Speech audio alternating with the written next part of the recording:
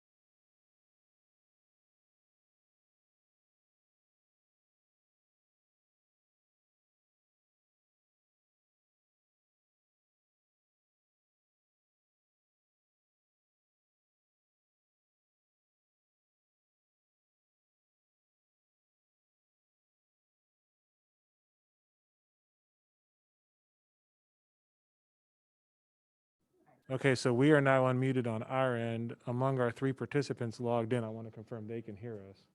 So anyone who's logged in remotely, can you speak up to confirm you can hear us? We can hear you. Awesome. Sounded like Lori Roth. That's right. Jennifer says hi, by the way. Hi. So are we ready to rock and roll? I feel like in some respects, I'm kind of crashing the party here because I was just asked to come, at the very beginning of the first session just to say a little welcome. So welcome. I'm Andrew Friedberg. I have the pleasure of serving as mayor of Bellaire. I am now nearly completed with my 3rd term and looking forward to 2 more years. So y'all are stuck with me until they kick me out for term limits. But it truly is a pleasure to be able to serve and to be here tonight. To say a quick welcome. I'm just so excited that we're having the Citizens Academy again after having to, miss last year with COVID. And I don't know what the COVID situation is now, but it's a smaller than usual class, but in some respects, maybe that works out even to our advantage. So I'm just really delighted that y'all have signed up. I would imagine many, if not all of you, have been on kind of the waiting list to get into the class. What is this, our 4th or 5th class? And it has historically had a waiting list, in excess of the number of seats. And so I think with COVID and everything else, I'm glad we're able to bring it back and put it on again. And glad that all of you are here. I don't know if it was part of their plan that I make this little welcome interactive, but I'm going to do it anyway. I'm curious to hear, and I think we have a small enough group, just, rapid fire, and including the people on Zoom, some of the reasons why you chose to live in Bellaire. Why do you think people choose Bellaire? First thing that comes to your mind. Schools and Parks and Rec. Community. Other themes, folks on Zoom. Schools and family friendly. So I'm hearing themes of family and community. Schools is certainly part of that. Now, of course, we don't actually operate our schools, but we benefit from having really good neighborhood schools. And I've often thought about that as kind of a chicken and an egg thing. Do we have really great families coming here because we have really great schools, or do we have really great schools because we have really good families in the community who contribute and make those schools what they are? And so by extension, I look at Bellaire as offering superior municipal services in the greater Houston area. We get to have that small town feel and a sense of close-knit community feel, but also have the advantages of working in a big city. And so I think, we're in a really great position here in Bellaire, and focusing in on the level of services that we're able to provide and the personal way in which we provide those services. I've lived in lots of big cities, and this is no offense to big cities, but it's hard to have that kind of personal relationship where you run into a cop on the street and say, hey, I recognize that person, or I know that person. Or you have an issue and you want to call up City Hall and you get frustrated, press 2 for the such and such department and leave a message, and then you get forwarded over here and you're going all through the bureaucracy. One would hope, at least when things are working the way they're supposed to, you've got access to your city manager in Bellaire. If you have an issue with our parks, you have access to the parks director. And that's something that I think we really pride ourselves on. And I know the staff really pride themselves on. And so back to this sort of chicken and egg kind of thing, it got me thinking, does Bellaire provide exceptional services because of the families who, comprise this community? Do the families come here because of the exceptional services? And I think that all goes hand in hand. And so our experience as residents is, I think, directly related to our level of involvement and engagement with the community. Does that mean you have to serve as mayor? No. Does that mean you have to serve on city council? No. But feeling a sense of connection, not only with the city and with your community, but the people within the organization who make it their daily mission to serve. I am routinely impressed from the top level all the way down throughout our city organization, and I hope this has been your experience as well, just the public service mindset that our staff bring every day to the city, simply wanting to do their best and serve this community. And I think for them, I'm going to venture to say, it's also the distinction between kind of that small town feel and the big city. If I'm an employee working in Bellaire, I can see directly the impact of my efforts more than I might in the bigger city where that could potentially tend to get lost. And so by way of welcoming you and sort of sharing with you what I think is significant about the Citizens Academy, this initiative, by the way, was actually coming from the staff 5 or 6 years ago now. The idea that how can we serve this community better? And one of the ways we can do that is by fostering stronger relationships with the people we serve. Let's establish direct face-to-face communication. I know you, and I remember when we had a presentation and you came and took a tour of our facility, and just your ability to benefit from and participate in and contribute to what makes this community work, I think is only enhanced by that two-way communication, by taking the time. And I do recognize, by the way, this is a time commitment for each of you, devoting a number of hours over the course of the coming weeks, and even on some of the weekends with the tours you'll be taking. There is an investment of time that you'll be making, which we appreciate. And I think you're going to find that pays off in the end with your continued involvement and participation in the city, whether you choose to serve on a board or commission, whether you choose to run for city council. We have a number of our candidates in the room tonight, and I'm glad that all of you are here as well. But however you see your future involvement in the city, it could just be as a well-informed resident who now knows who to call, and you can tell your neighbors, oh yeah, I know the director of that department. Let's reach out to the right people, get good, solid information, have an avenue to provide our feedback as to the services, as to the situation, whatever may arise in the city, help us serve you better. And I think that's what this is really all about. And so I'm just excited y'all are here. I'm excited we're able to resume the Citizens Academy after a year off. And so again, welcome, and thank you so much for participating in the class of 2021. I believe I'm turning it over now to Brant Gary, yes, sir. our interim city manager. Appreciate it. And by the way, you're wondering why I'm holding this microphone. This is our input to the folks who are on Zoom. It's not actually, hopefully you've been able to hear me in the back. I think you are. But here you go, Brant.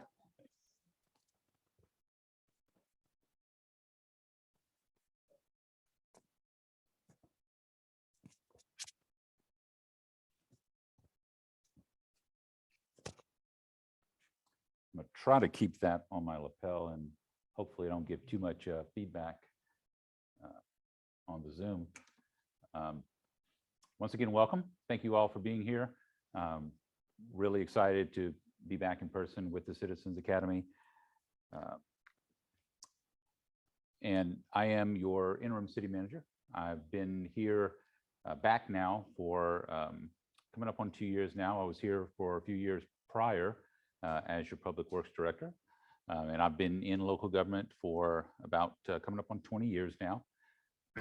I also teach government at the community college level. Been doing that for about 15 years as an adjunct. My educational background is in public administration, as well as human resource development. My doctorate is in public administration. So I come at this profession and at local government in general from a variety of perspectives, have a deep appreciation for a sense of service. And that's really what it's all about. Are we on the, let's see.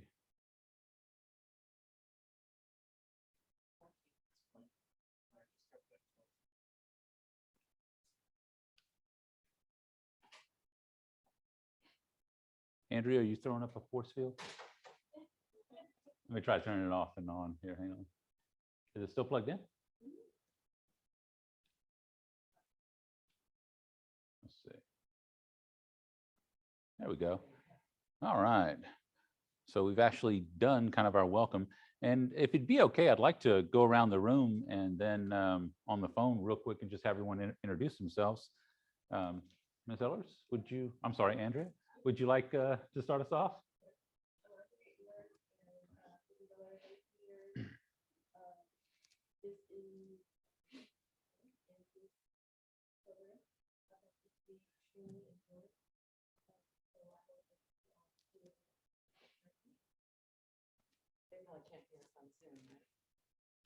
Probably not. If you want to yell at me, number one, I'm used to it. Number two, they might catch it up. But I'm Kathy Tidor. I've lived in Bellaire for a little over 17 years, and this is my first time to take a course. good deal. Brian Taylor, and lived in Bellaire 10 years. My first time also. Good deal. I'm Christian Fitzpatrick. I've been on there for about almost 10 years right now. First time. My name is Kevin Newman. I've taken the class with a couple of people in here. Our teacher's not up there for some reason, but I've lived in Bellaire for about 25 years and looking forward to learning new things this time around. My name is Brian Witt. I've also lived in Bellaire a little over 25 years. I did take the class in 2019, and I will say, you as a citizen, this is a great class to get to know what happens behind the scenes, because you don't really notice that just your everyday citizen doesn't appreciate that. So it's a great class. Good afternoon. My name is Wayne Frazier, a participant in class number 3. It's on the picture on the screen. I've lived in Bellaire a little over 31 years, and I would say this best thing about this particular class, though, is that you will learn for yourself firsthand how the city is run. So you don't have to rely on what someone else has told you or what you may have read somewhere. You will now hear firsthand from people who are actually running those departments, including the city manager, including the police chief, fire chief, everybody who's involved in the city. This class allows you to hear from them firsthand. That's the best thing I got out of this thing. So congratulations on all of you participating. I think we'll get a lot out of it. Wonderful. And Raquel, are you able to pull up the list, or and maybe we'll just kind of see. Okay. Mr. Davis, if you can hear us and you want to unmute and maybe just introduce yourself. Good evening, everyone. I'm Eric Davis, and I've only been here for about 2 years, and this is my second time enrolling in the Bellaire Citizens Academy, and I've had the great opportunity of getting to know and understand kind of how the scene works, in the local government here in Bellaire. And I think a sense of community, and I just think this is such a great place to live as a young homeowner like myself, who's looking to be really involved in the community one day. And just the people in this class, it's great to hear from people like you guys, and really encourages me to, of course, want to keep living here as long as I can and getting to know my fellow neighbors. So honored to do this. Thank you so much, Mr. Davis. Ms. Sims. Okay, so I'm trying to figure out how to do this, and I haven't heard very much of what's going on, but I've been in Bellaire 22 and a half years, and I'm excited to learn more about the talks that we're going to have over the next couple of weeks. All right, thank you very much. Ms. Roth. I've lived in Bellaire since 2015, and I'm very much looking forward to learning more about how the city operates and getting more involved. I do have a question. We can see the screen that you're sharing, but not the speaker. I don't know if you want us to see you or not, but just mentioning it in case you had wanted us to see the speaker too. Nothing against you seeing us, but I don't think it would be okay, that's fine. Easily done. But hopefully at some point we can maybe look at doing something a little different here. Okay. Looking at our agenda, we've gone through our introductions. We'll kind of go through what would you like to learn, look at the governance overview, our organization as it relates to the not only the city manager's office, but also the city as a whole. Talk a little bit about strategic planning. We'll take a short break, and then we'll have 2 additional presentations from human resources and community partners.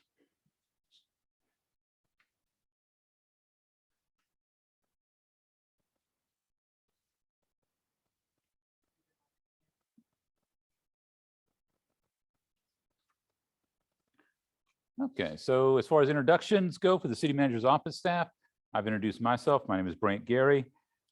Ms. Cheryl Bright, who will be presenting a little bit later on for the community partners section, is our community relations administrator. And for those of you here, and hopefully for those of you virtual as well, you've had a chance to meet or have met Ms. Raquel Porras. She is the executive assistant for the city manager's office.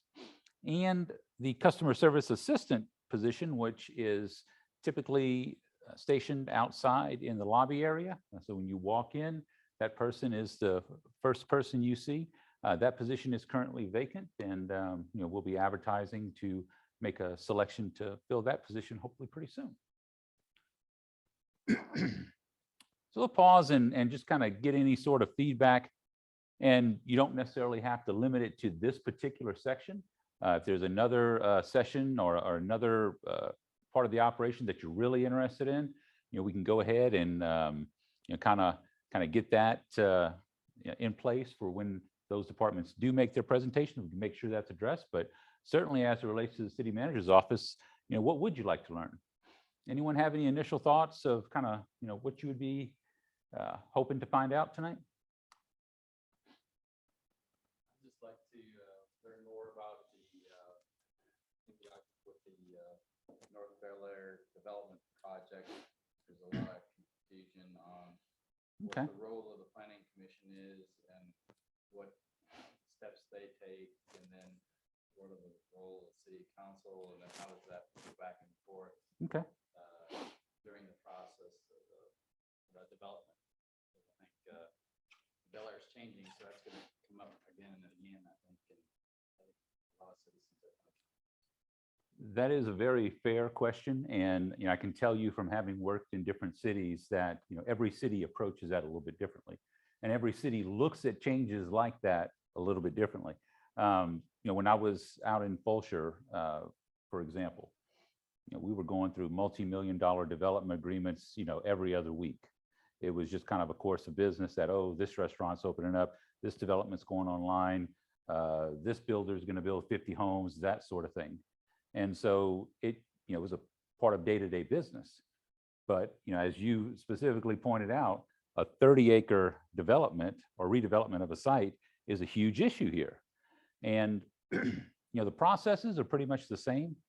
The ability to focus and the ability to really kind of envision what a development like that for Bellaire is going to look like, that gets a little bit more kind of under that microscope here. In like a Fulshire, Katy area, Sugarland, Pearland, where they're constantly seeing it, they have a comprehensive plan just like we do, but it's much more routine. So it doesn't necessarily get the amount of scrutiny that it would here. And we'll make a note to specifically talk about in our development services section, kind of how that process works in detail. What I can tell you though, is that ultimately the decision for any sort of zoning change, any sort of final action is the role of city council. The process typically starts with the staff to receive those applications, review them, have some initial discussions with the developer, then present the information and a staff recommendation to the Planning and Zoning Commission. The staff recommendation is going to be pretty much a, here's what it says. Does it meet the regulations, the zoning, that sort of thing, from a fairly high level litmus test? What the Planning and Zoning Commission does is they'll weigh in specifically from that planning and zoning perspective as to how the regulations reflect the will of the city and the comp plan, how those things are applied to this specific development, and then provide their recommendations to city council. Now, they may say, we recommend it be approved with certain conditions. They may say, we recommend it be denied. But planning and zoning doesn't have, they're not, if they say they want to recommend against it, it doesn't stop there. The negative recommendation goes to council, and then council still has to make that final call. So there's a process for community input for the staff and for the Planning and Zoning Commission to provide similar but different pieces of information and recommendations to the council. The goal of the staff review, the goal of the P&Z review, is all to gather up different points of view, if you will, different perspectives, including feedback received from citizens during public hearings, and provide that to the council so they have the best information to make a decision. So a little bit kind of long-winded of a summary answer, but I think we'll be able to spend a little bit more time during the development services portion as well. Anyone else? Yeah, along that same line, the role of you don't have to respond to this now, we can take it up when we have the planning session, but the role of the comprehensive report. The comprehensive plan? To me, it seems like it must just be some kind of a guide. But I don't I'll get into that a little bit here in our strategic planning calendar. So that'll be we can definitely cover that. What about anyone else? Anyone else on the phone, or anyone else have any kind of initial thoughts or questions? Okay. So we'll move along. And for the council candidates, I apologize. Some of the stuff you will have recently seen, but we won't go into all the scenarios. And so you're off the hook there. Our form of government is what's known as the council manager form of government. And it's designed to provide a separation of policy making and administration or implementation of policy. And you see on this chart, the voters elect the mayor and city council, who appoint the city manager, who has responsibility for city staff. The idea behind the council manager form of government is very similar to kind of the structure of a board of directors for a corporation and the relationship with the chief executive officer. So you kind of see this, the similarities there in the comparison side by side. When this form of government was developed, it was developed in response to a lot of the corruption that was seen around the country at the time, at the state and local level. And so the thought was that if you can separate politics from the organization, that you might have a chance to kind of get things done and maintain that democratic process by electing the board of directors or the city council. And I mentioned this, and I won't go too academic, but I mentioned this last night and I'll mention it again. The idea of this, what was called by former President Woodrow Wilson, the politics administration dichotomy. And it's this theory that in one lane, you have politics where the policy gets made. And in another lane, you have administration or implementation of policy. And never shall the two meet. That's a great idea, but it's not practical. At the staff level, we have to know what's going on in the political arena. We have to know the pulse of the community, or what you would normally call politics. And same thing on the policy side. Council has to know that when they enact certain laws, certain ordinances, what's the administration going to look like? And when I teach local government, I often tell my students, if you're out on the freeway and the speed limit is 55 and you're going 56, do you think you should get a ticket? And most of them say, no, no. Well, that's what the law says. It's the administration of that law that allows you to think, no, no, I don't deserve a ticket for 56. And so there's a very, there are clearly delineated paths, but a lot of times, if you want to compare it to traffic, we switch lanes a lot. And it's the idea of keeping them completely separate is, it's not really practical. But it's very important that the manager and the staff through the manager work very well together with the mayor and city council. We are all on the same team. We are here to serve the voters or the residents. So real quick, this is your current city council. The mayor was just here, obviously. I'm sure you all know the council members. And so we'll go through real quick the different roles. The role of the mayor. He does serve as an equal voting member of the city council. He presides over the council meetings. He has certain ceremonial duties. He'll represent the city at different functions, that sort of thing. Emergency management responsibilities. By state law, the mayor does have certain responsibilities for emergency management. Now, most of the time during an emergency, that would be the fire chief and myself as incident commander, different shifts, and a lot of the other department heads filling different roles. But when it comes to disaster declaration, things like that, that is a responsibility of the mayor. The mayor also participates in agenda setting. And there are quite a few other duties out there per state law, the city charter, certain appointments, certain other functions that the mayor is authorized to do. So the council, including the mayor, sets the strategic direction of the community. Council puts the destination in the GPS. They say, this is where the city needs to go. This is the city's policy position on this subject. And so to that effect, the council is responsible for identifying priorities, goals, and the services that are going to achieve those. And you notice those two sub-bullets there. The council sets the policy and the manager and staff are responsible for the operations. Budget and appropriations.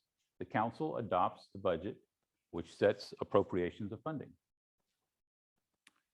Council also selects the city manager, the city attorney, the city clerk, judges, prosecutors, and appoints the boards and commissions that we have.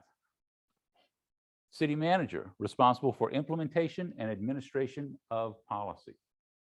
Oversight of daily operations. So a lot of times, people will try to call City Hall, ask for the mayor. Or they'll try to email the mayor and say, hey, I have a pothole on my street. Well, the mayor,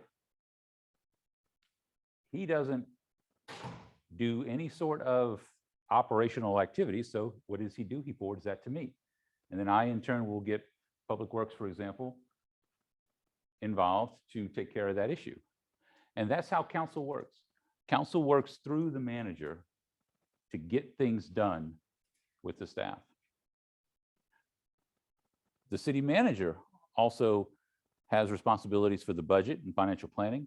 City manager will propose the initial budget, then take direction from council, kind of the course of the development process, and we end up, as we did earlier this week, with adopting a budget. Per the city charter, the city manager can also place items on an agenda and call a special session if need be. It is the staff's responsibility to provide information and recommendations for policy decisions. It is our duty to provide the best information to all of council when it comes to agenda items and policy considerations. So what can council and the public expect from a city manager? Ethics, professionalism, responsiveness, strategic thinking, all of those things. And I went into this last night with the candidates, and it's not on this presentation, but we have a very specific and kind of lengthy code of ethics. You know, our profession, the city management profession, is especially dedicated to that code of ethics to guide what we do and how we do it. And so real quick, take everything that you just heard and kind of look at it in this kind of circular guide here. The public elects and provides input to council. Council serves as a bridge between the community needs and staff. Council sets the vision, adopts the budget, and holds the organization or the system accountable. The city manager implements visions, policies, and programs and holds the rest of staff accountable. And the city manager serves as a bridge between city council and staff. Council works through the manager, who then relays that direction and how operations should reflect the policy will of council. Finally, staff provides services to the public. Now, does that mean that the public doesn't interact with staff? Absolutely not. A lot of times, I will get a phone call. Someone says, hey, I want to talk to the city manager, or there's a department head that they were talking to. Well, I want to talk to someone else, and I don't mind that. That's okay. As the mayor was saying earlier, we're a small enough town to where I do get those calls a lot, and that is part of my job. I don't look at it as a distraction. I look at it as being accessible to the public. And so, as I'm currently serving in that role, I think it's very important that the manager be accessible to the public. Now, I'm going to always, have to go back to the staff to say, okay, spoke with this resident. This is what I heard. I think this is what we need to do. And then they, in turn, make it happen. So I hope this kind of helps to put things in perspective there. Did you have a question or? Okay. So you want to look at this as kind of the overall org chart, if you will. And just kind of going back through what we just went through, citizens of Bellaire elect the mayor and city council. Council appoints the boards and commissions, the city clerk, the city manager, and also the city attorney and judges, as was previously mentioned. The manager then is responsible for the staff. Now, you'll notice they have the assistant city manager position listed there. And typically, when there is both an assistant city manager and a city manager has direct oversight over some departments, and the assistant city manager has direct oversight over others, just to kind of spread out that span of control. And so right now, the interim city manager role that I'm in kind of encompasses both. So, it's an interesting juggling act sometimes. Who appoints the judges? The council. The council. Yes. Yeah. And I've seen in some cities where, like, for example, the prosecutors are maybe appointed by the judge or appointed by the city attorney. And I think all of our prosecutors here are appointed by council. So you'll see some interesting kind of nuances from city to city. Like, for example, city clerk in other cities, maybe called the city secretary. And sometimes the manager appoints and manages that person on a day-to-day basis. Other times, the council does. So, it does vary. And real quick, I won't go through all of this, but this kind of gives you a good snapshot of the proportion of the budget and the overall number of staff members in the different departments and different areas. The city manager's office, for the purposes of the budget, actually does include HR, IT, city clerk, community outreach, community relations. So you see those 10 positions there. That includes Lori, for example, Raquel, myself, Cheryl, Tracy, the employees in IT. So it's made up of a few different areas there. And this actually reflects the 2021 adopted budget. We haven't updated it from Monday night, but I'll show you some summaries for that here in a little bit. So let me pause real quick, make sure there are no questions from anyone here or on the phone. Finance seems pretty thin. 9 folks. Mm-hmm. That includes, Yes. Where's the community relations? The community relations?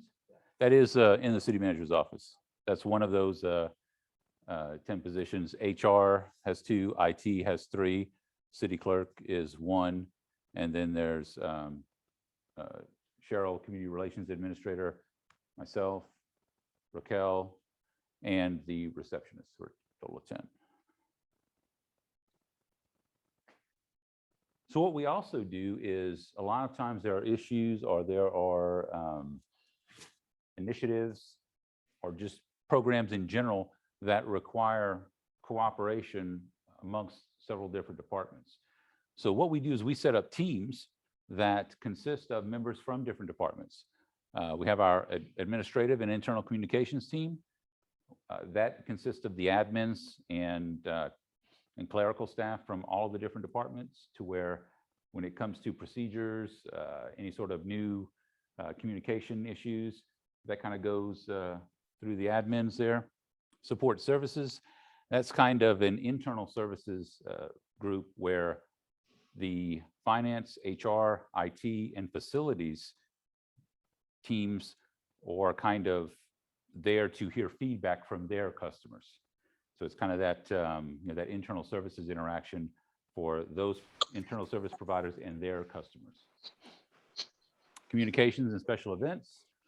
For example, we have our 4th of July event, and the planning, the execution, the coordination, a lot of that is discussed, for example, there.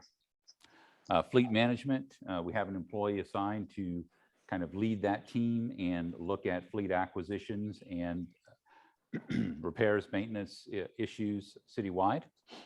Capital improvements and development, that includes public works, our planning section, administration, a couple others, to where when we have capital improvement projects going on, everyone knows what's going on, how long it will be, what the effects are, to where if we're going to close down a street over here, who all needs to know that?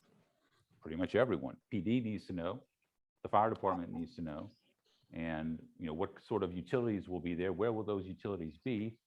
Development services needs to know that. Our safety, wellness, and employee engagement team, which goes by the acronym of the SWEET team. I'll take responsibility for that one. That is focused on our employees and looking at any issues concerning maybe employee benefits, employee recognition initiatives, our wellness program, making sure that we have safety protocols set up in all of our operational departments. And finally, our neighborhood traffic and rights of way management team.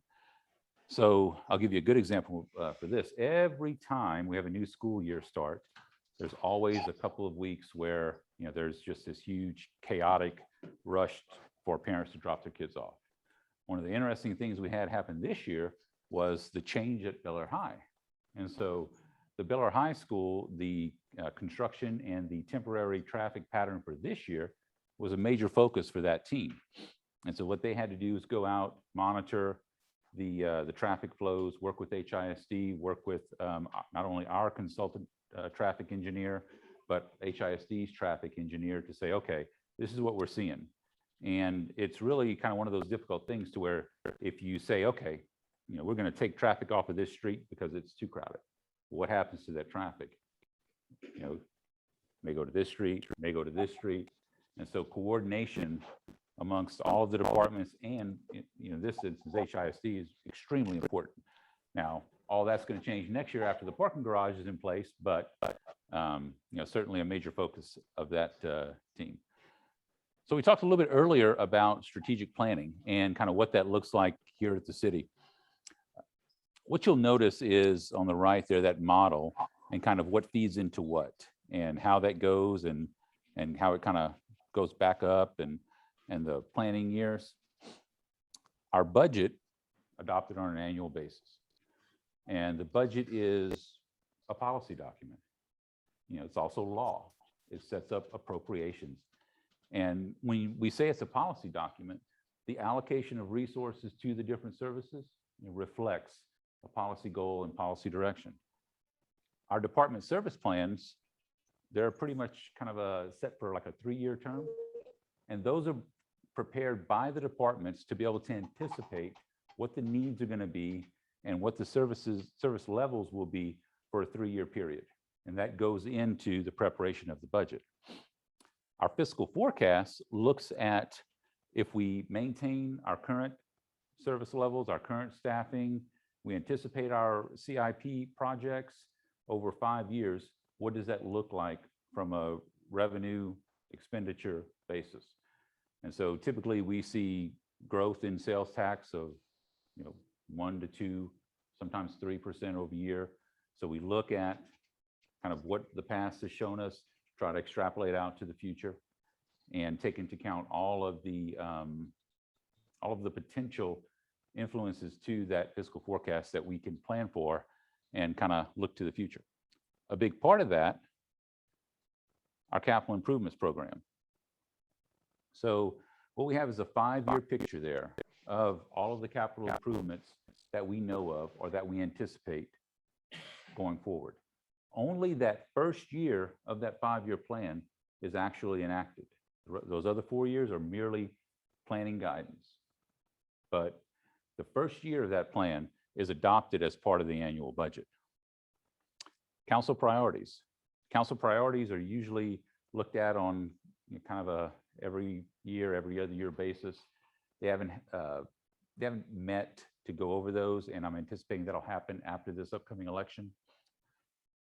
But the idea is that those council priorities, you know, if we're doing things on a day-to-day basis and we can't tie that back to a council priority, then my question to the staff is, why are we doing this? If it's not a priority of council, or we're not following some law, why are we doing it? What's the point?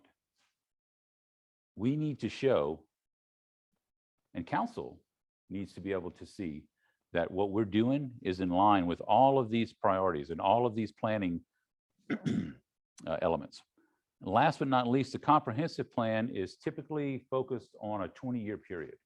The comp plan will get updated probably every 5 years or so. The idea behind a comprehensive plan is it's a rolling peek, if you will, into the future. Where are we? Where do we want to be? And it is fairly generic in terms of its scope, but it provides that vision. You have a 20-year planning document, so it's not going to be at the level of specificity, for example, that your budget would be, but it lays out what the plan, what the goal of the city is, goals are, I should say. So you talk about things like planning, development, how does zoning, how does the comp plan fit into that? The comp plan doesn't necessarily set any sort of, or make any sort of changes to any laws, like zoning laws, for example. But what it does do is it does provide an overall, I guess, kind of snapshot, if you will, of land uses. And that land use planning map kind of guides zoning decisions, and it guides kind of where, the specifics of any changes or any considerations of individual applications, that sort of thing, kind of where those go. And so one of the things about a long range document is that you get into these, I won't say issues, but you get into situations where you have to interpret it and you have to apply it to a specific scenario. And so you mentioned, 4800 Fornes.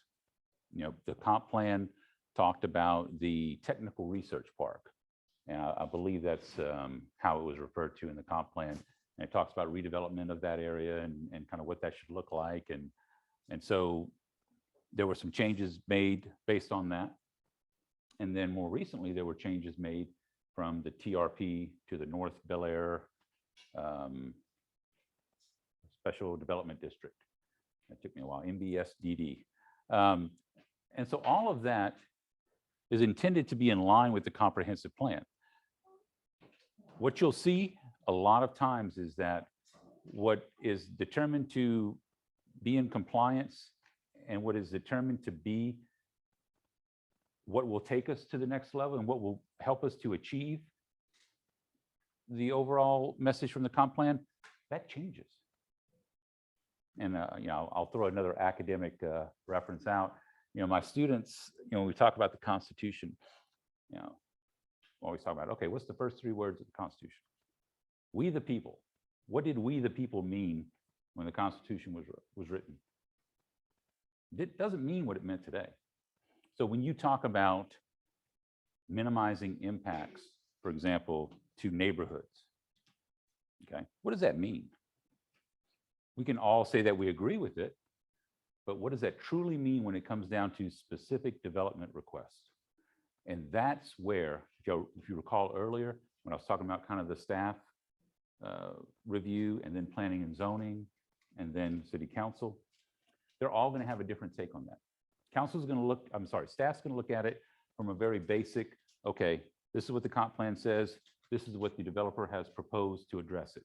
And staff will make a call whether or not that meets the initial intent.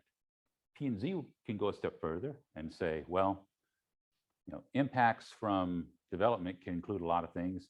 These are the things that we feel need to be addressed in addition to what the developer's already provided. And then council, of course, takes all that information, considers, hears from the public, and makes a decision.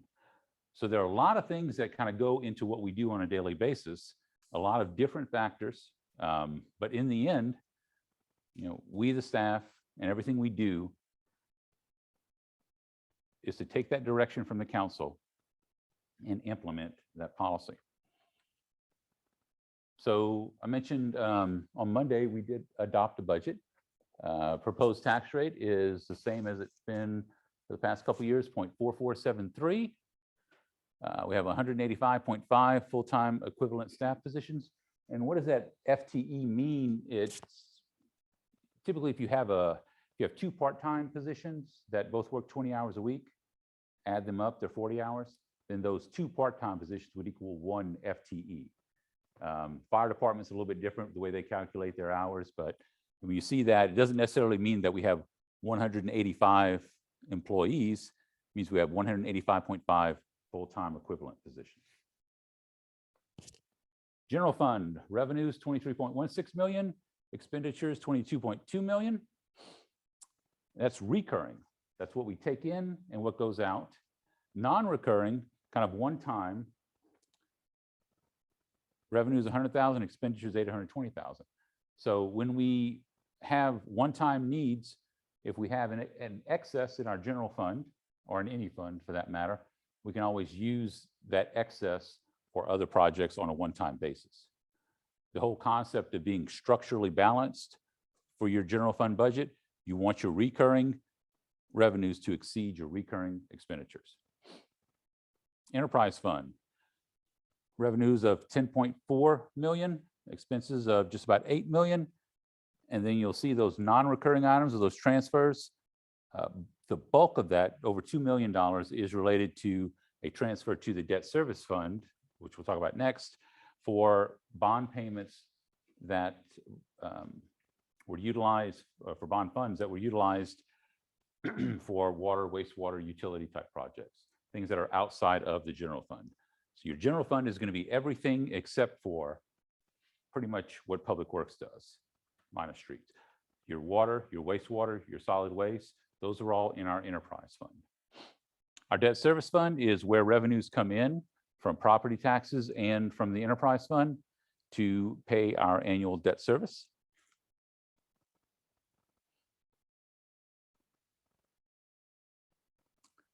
And at this point, we'll take a break. And I do want to pause and see if there's any questions and whatnot. And I know we have 2 other presentations for you. I hope that you've kind of been able to drink from the fire hose just a little bit. I know it's a lot of information. Want you all to know that, very specifically, any member of our staff will be more than happy to talk through anything with you, myself included. I am not going to be able to stick around for the other presentations this evening, but I definitely want to make sure that if you all need to get in touch with me for anything at all, certainly don't hesitate to ask. Our next presentation will be from Cheryl, and we'll pick that up in about 10 minutes. Oh, is it? Well, then I'll just go back to the break slide.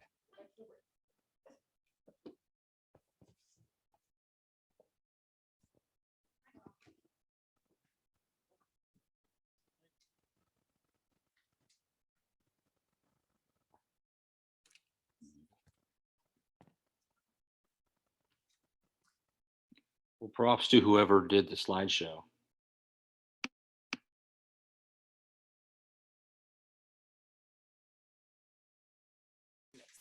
Thank you.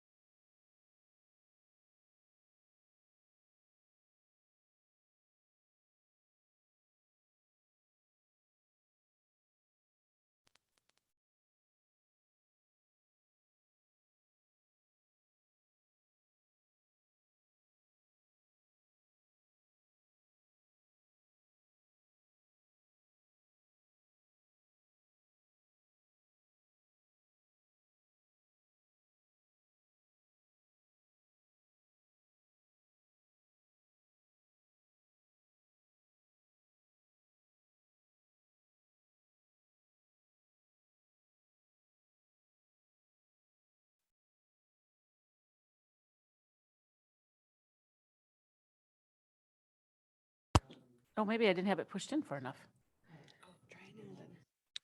Hello, everyone. Eric, Kim, and Lori. We're just testing to see if you can hear us. Could you please respond? I hear you. Yes, I can hear. Oh, wonderful. Thank you. It was our technical difficulty here. Sorry about that. We've been trying to check in. Great. Thank you so much for doing that. I am Lori Remington, the Human Resources Manager here at the City of Bellaire. And I want to thank you tonight for taking interest in your city.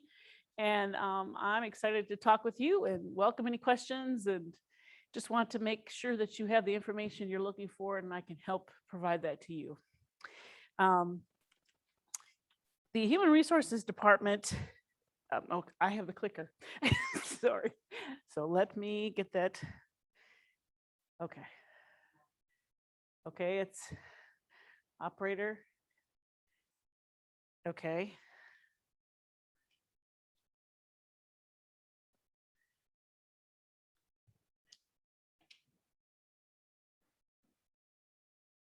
There we go. All right.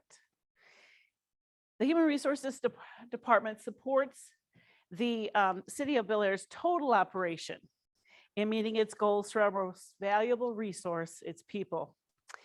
The department is committed to the City of Bellaire's management and prosperity for its residents, employees, and stakeholders, and we act in support of the city's following fundamental tenets that you see throughout the city for responsiveness, customer service, competency, safety awareness, a premier employer, and positive work environment and teamwork.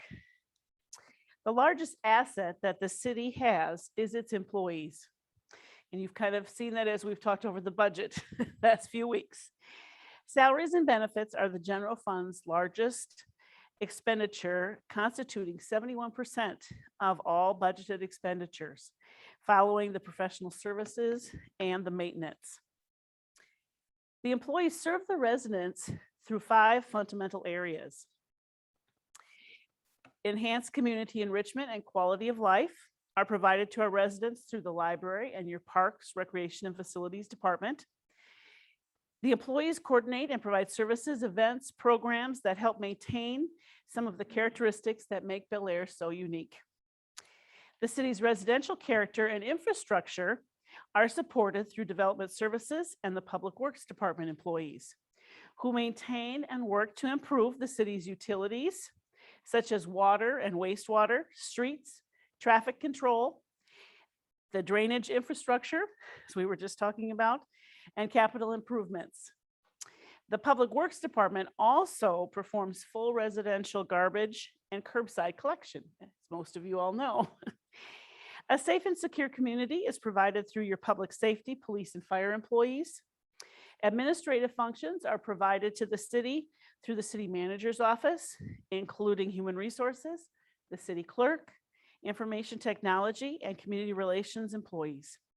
And lastly, the finance department employees are responsible for ensuring the integrity of the city's finances.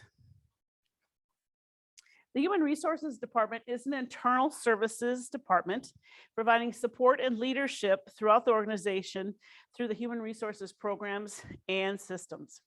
We partner with the whole organization to develop, implement, and support programs and processes that add value to the City of Bellaire and its employees.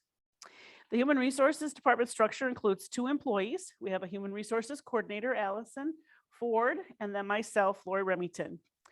As a Human Resources Department, we like to think of ourselves as the oil in the cog that impacts overall organization and plays a key role in affecting all areas of the organization to keep it running smoothly and operating efficiently.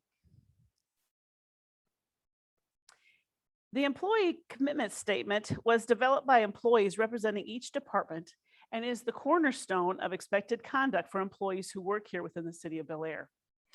All new employees are required to sign the employee commitment statement acknowledging their acceptance of these anticipated behaviors. These represent the knowledge, skills, and behaviors critical to success across all of the roles in the city, both present and future. We also use these to identify the employee's successes and development needs. Responsiveness is our first one. That is to have a proactive approach in serving our community, both internal and external customer base. Customer service to deliver that efficient and cost-effective services in a courteous and caring manner. Competency to understand the importance and responsibility in performing our role in the organization successfully, efficiently, and ethically. Safety awareness, just being cognizant of our environment and how it impacts the overall well-being of others and ourselves. A positive environment, fostering that open-minded approach to serve and support the organization and the community. And lastly, teamwork, to be respectful and collaborative cooperation with each other in the course of performing our jobs. These principles listed in the employee commitment statement are the foundation upon which our employees' evaluation system was created. And you will see in the hallway that we take our responsibility to these behaviors very seriously. That is why a signed copy is hanging there in the hallway for all to see and visually acknowledges our sincere commitment to these tenets as we serve you, the citizens. The Human Resources Department is responsible for 6 key focus areas. We have the talent management for a full cycle recruiting program, payroll, salary and administration, organizational development, health and wellness, organizational support, and risk management with the workers' compensation and our safety and loss prevention program. Our talent and management and recruiting program focuses on competency requirements and how individuals enter and move up or across or depart the organization. Talent management is not only about acquiring individuals, but it's ensuring that individuals are in the right roles and providing them with the support they need in order to align with the city's values and goals. Full cycle recruiting has a lot of moving parts, including a recruitment process that engages departments and the hiring managers in the selection process for the best candidates when we fill our positions. Fair and equitable policies and procedures are the key here. These policies and procedures create and build a high standard for selection, and the results allow us to continue to be recognized as that premier employer. Another piece of this program are the guidelines, policies, and procedures set out in the employee handbook that was developed and maintained to ensure processes are communicated to the employee and that they are administered consistently and equitably. The Human Resources Department provides employee relations assistance by proactively addressing employee issues through open communication, both with the employees and the supervisors. The department also does, Human Resources manages and processes the entire payroll function for the city. This includes onboarding and offboarding, benefit enrollment and updates, initiating and improving changes, administration and configuration, and processes the biweekly payroll.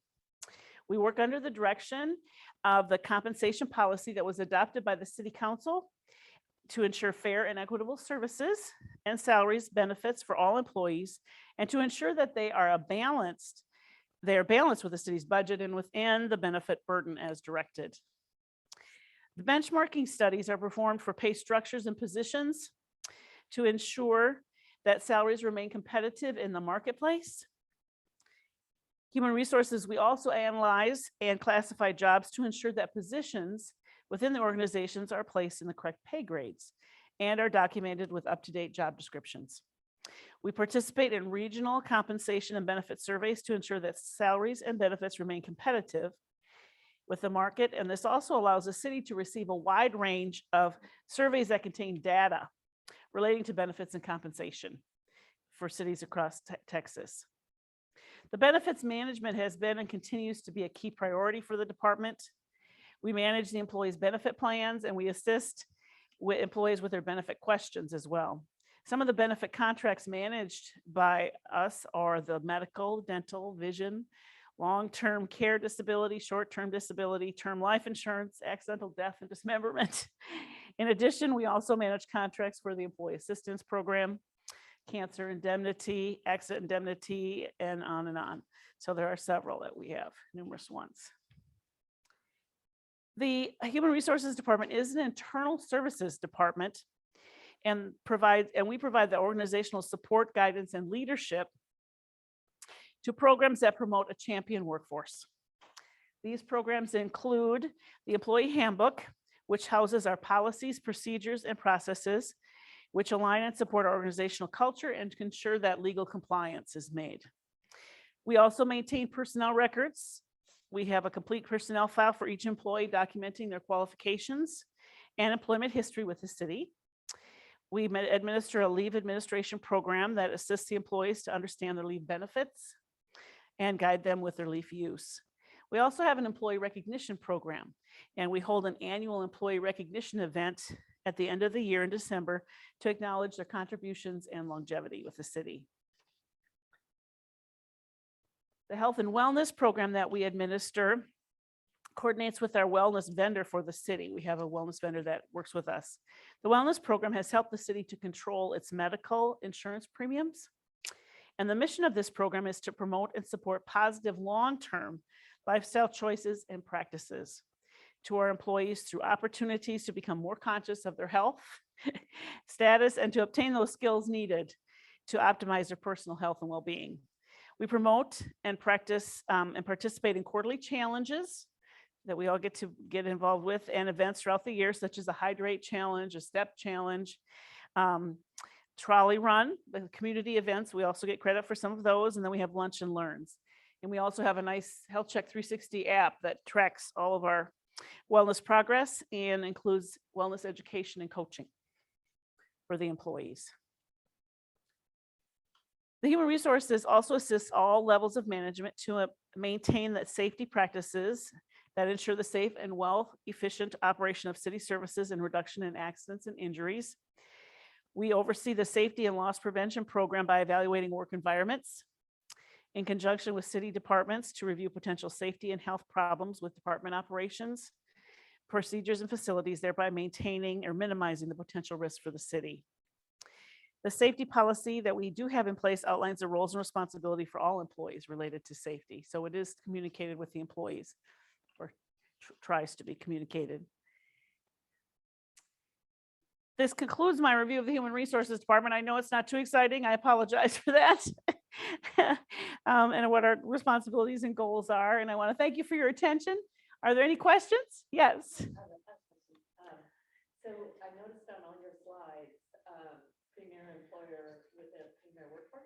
Is there a benchmark that the city seeks? Is there some kind of industry standard and municipal? There's really not. It's kind of what we have determined from out in the marketplace of what defines a premier employee. Yes. So basically it targets that benchmark of being an equitable employer, a fair employer with our practices. And some of the city council has supported that as well in salary administration for like our police, setting it at that 75th percentile. That was one of the marks that the city council recognized.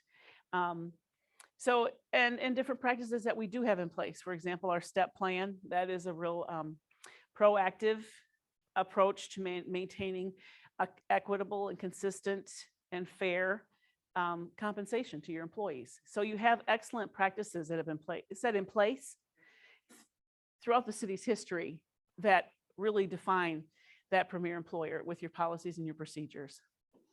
Is there any place within the city that you've seen more attrition than you would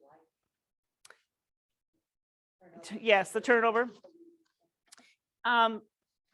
It almost is Public Works on our lower end laborer positions, that entry level laborer, and that's what we addressed with this last budget.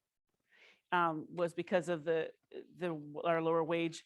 Our entry level wage in that lower range was $12.51 an hour, which is for anyone. Say yes, yep. Oh, your street utility laborer, those types of positions. And so that's what we did with this last budget, is we raised that to reach more towards that $15 mark, just to get that up to place for the employees in that area. Yes, yes. So they do get benefits. Yep. And but if they have a family, it really takes in on a benefit when it's $12.51 an hour. So that's why we really strive for that. And then and that's one of the issues that we do see. So what we see, and I'm going to do a report on this someday, is because turnover can happen yearly, and they kind of look at that fast turnover where they don't make through their probation period, or maybe that 1 year or that 5 year. So when you have that 5 year, I want to do a study just to see where, because when you get to that 5 year mark, or that 3 to 5 years, then you're dealing with a different issue for turnover. So yes, yep, we do. And we report that. It is out on our webpage, on our transparency, our performance measures, our performance measures. No, it's not. It's over an average it's for the whole city. So it's not by department. And it's only for that time period as well. So now that we've started tracking it, we'll have a better picture, to lay for the future, to understand when it gets to that 3 year and that 5 year mark, to see really what the truth, because they do have different, if you study turnover, there are different reasons for turnover at different time periods in an employee's career with the company. Well, we do have a lot of long-term, but I mean, I've lived here for 17 years, 18 years, and there's a lot of people I know that have been here about 10 years. Yes, yep, you do. But for example, your finance department, though, the longest term employee that's been up there is just over 5 years. So that does show a pattern. So yeah, but you do have that long-term employee, and yeah, there are some. So that's a good sign. That tells me that there's some things that are right. I mean, and it's a big city, so you have life here, and you have travel, and those things all come into play too. Part of the problem too being a smaller town that We're looking at that. That is, I think, some of it as well.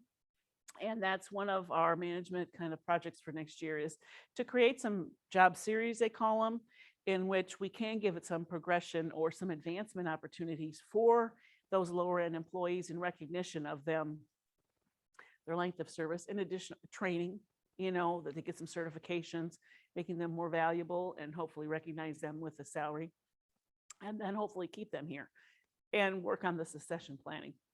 So we are looking at that and want to develop some programs for that. Good questions, guys. This was great. Anything else? How about our Zoom individuals? Anyone there? Questions?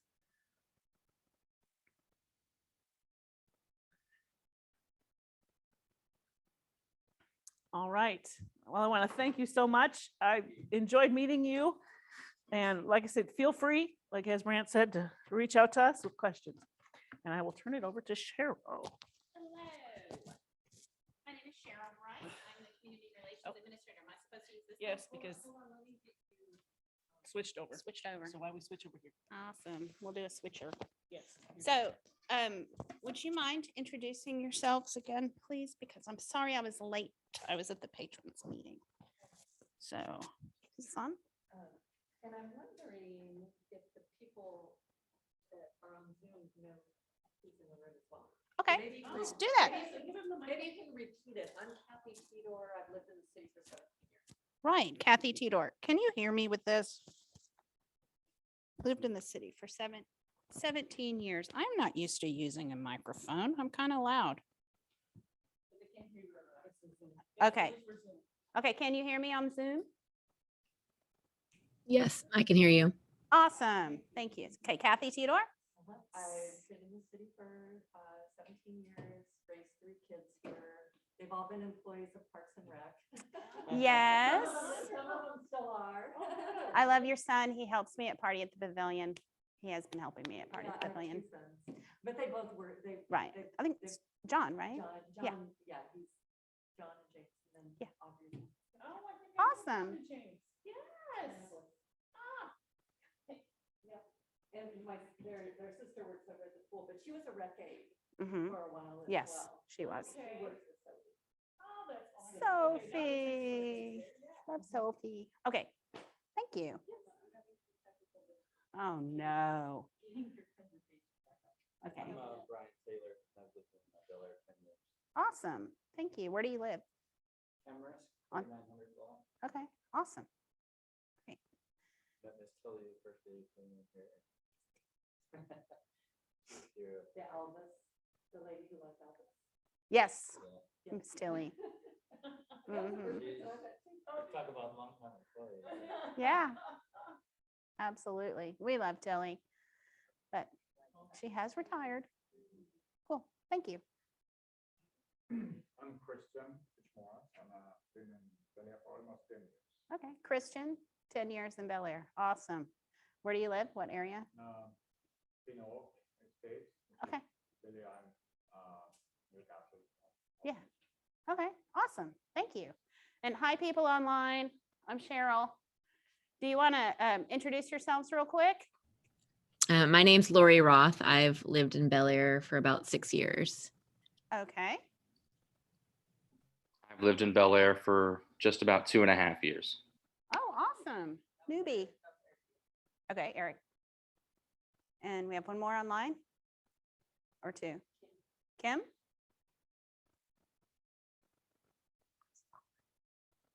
That's okay. We'll roll with it. Okay, my name is Cheryl Bright. I am the Community Relations Administrator for the City of Bellaire. I have actually worked for the City of Bellaire for over 23 years. I began in Parks and Recreation, which is why I know the Tudors. And I moved over into the city manager's office about 4 years ago. So when you said sometimes there's no opportunity to move up, I had gotten to the Assistant Parks and Recreation Director position. And so there was really no movement up.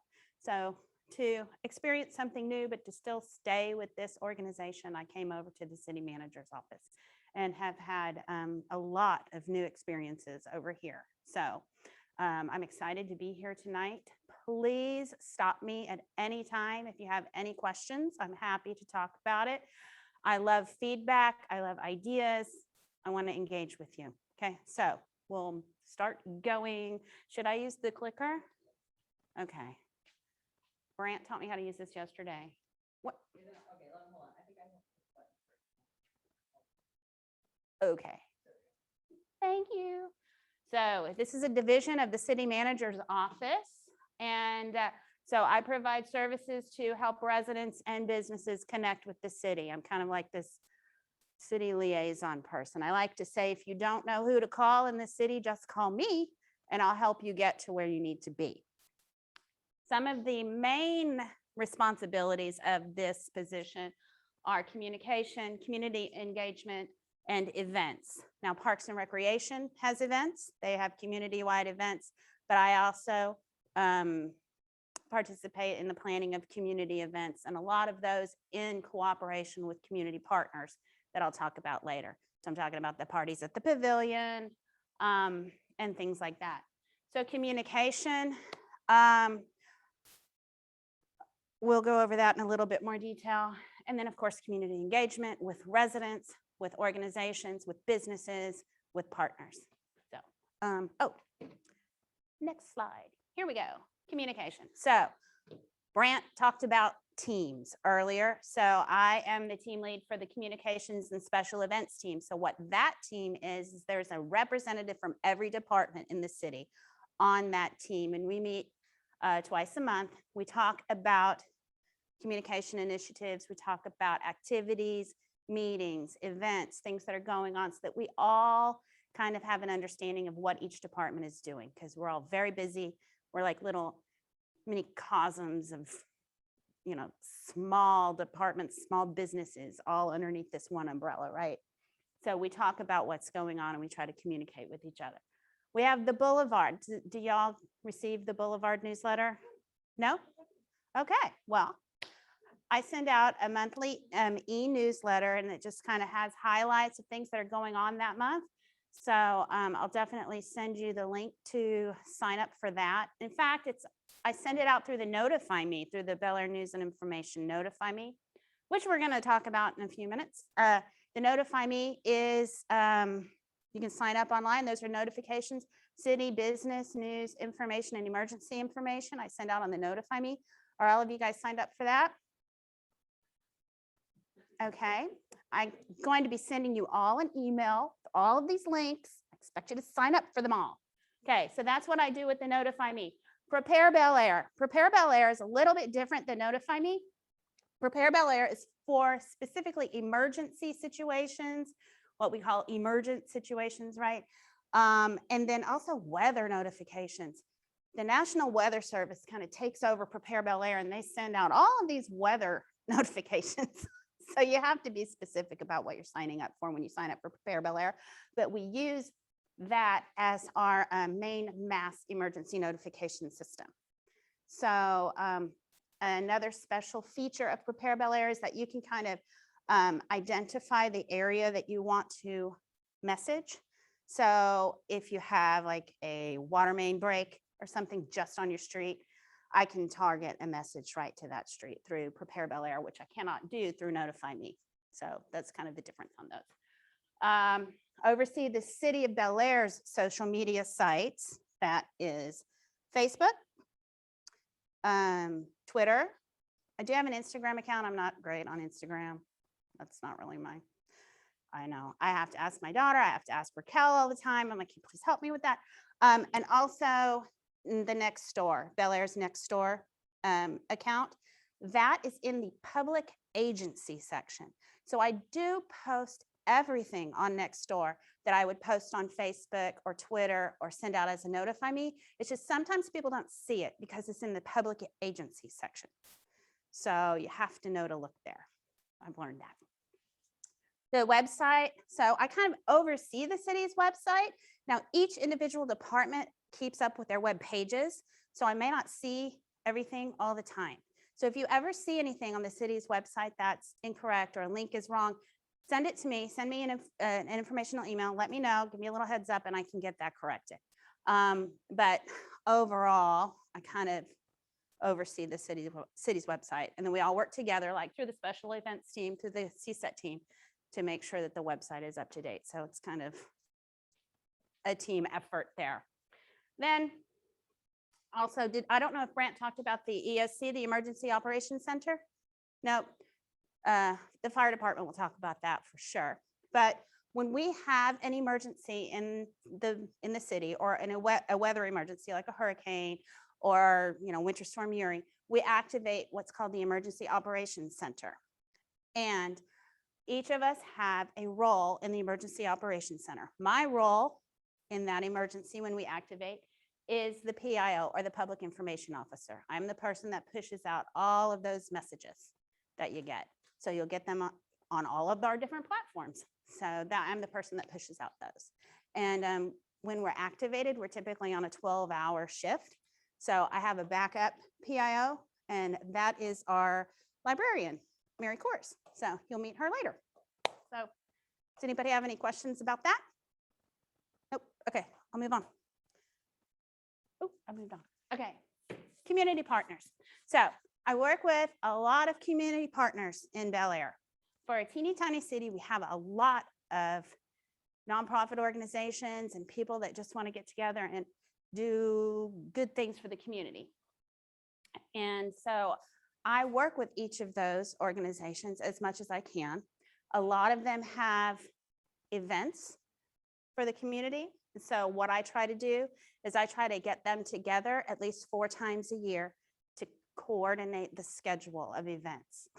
So like October is a very, very busy month, and so is April. Those are busy months. All of the organizations want to have events. And so we try to talk about it. And sometimes one time we had 3 events in one day. And so through the community connections meeting that we host 4 times a year, we were able to like stagger it throughout the day.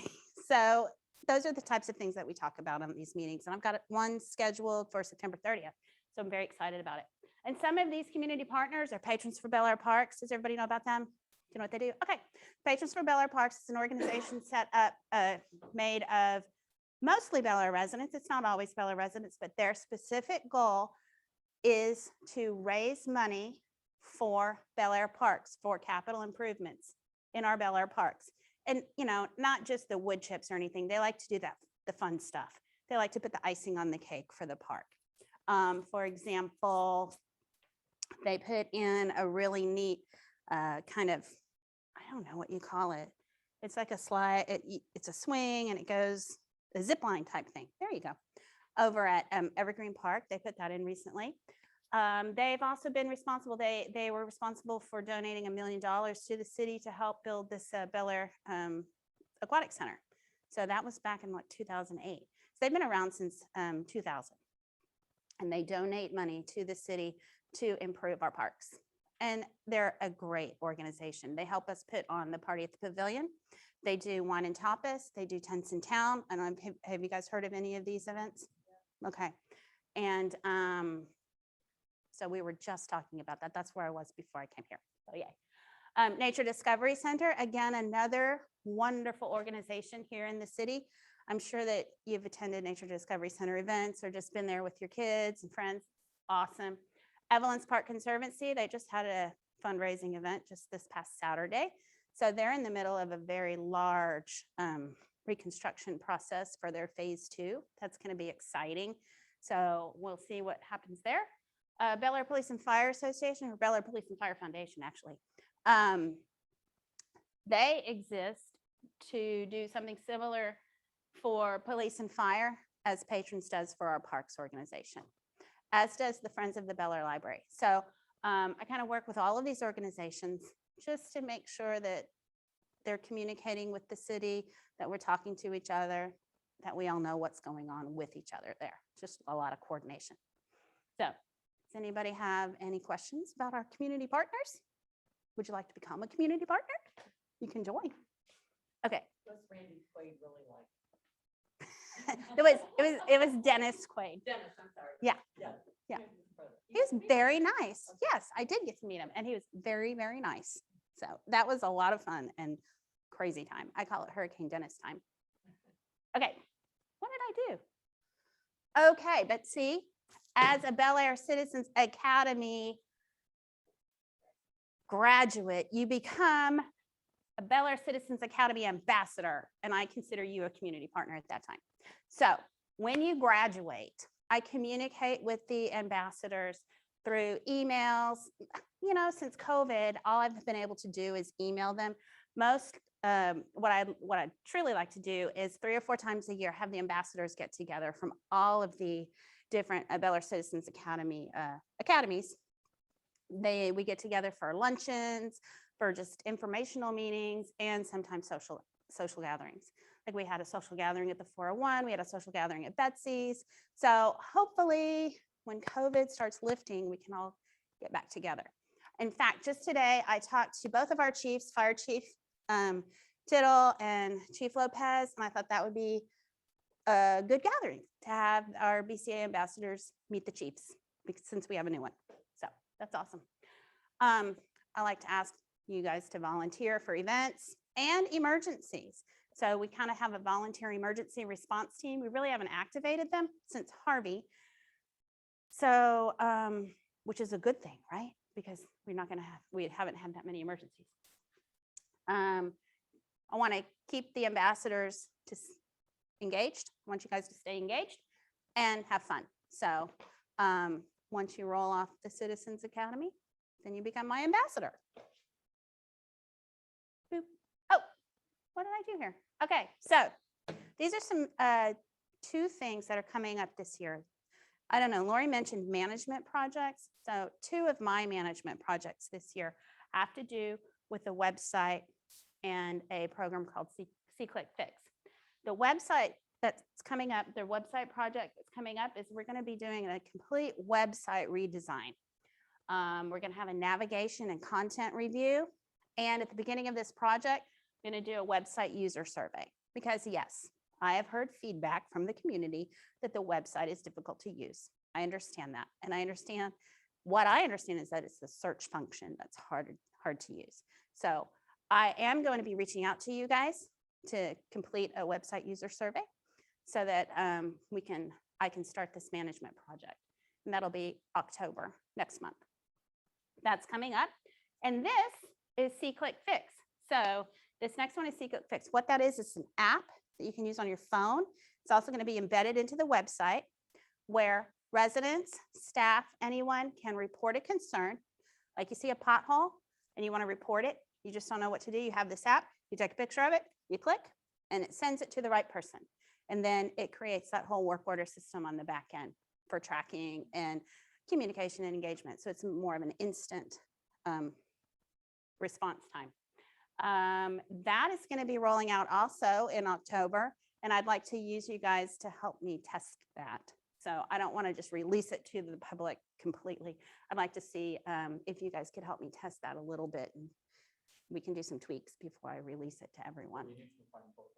Yes, you need to go out and find potholes and trees and traffic signals and let me know.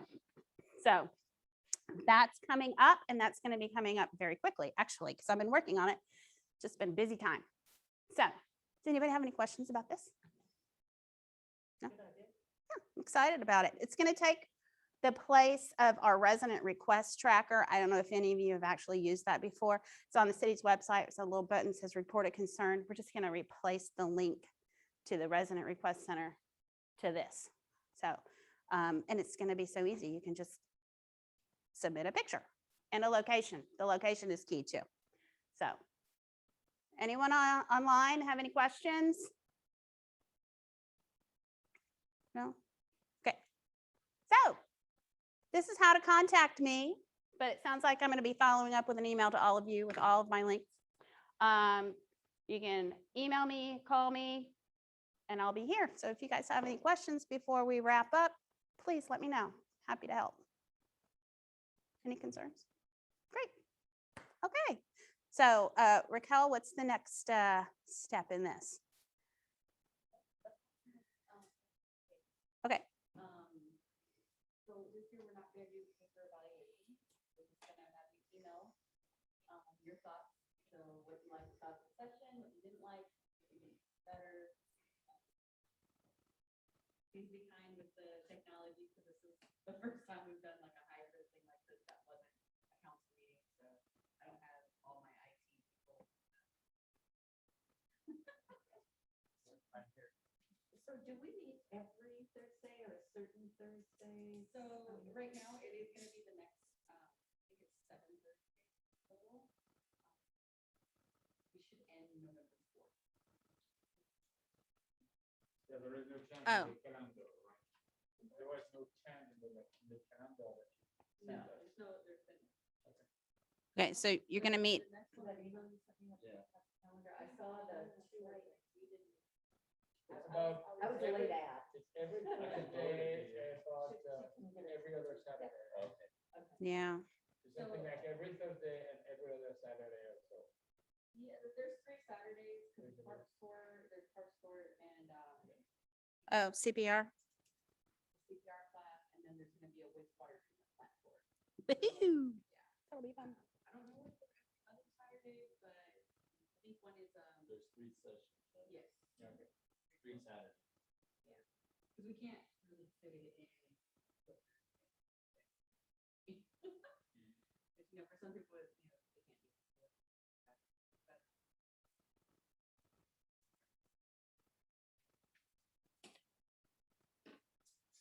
Raquel's coming. Okay.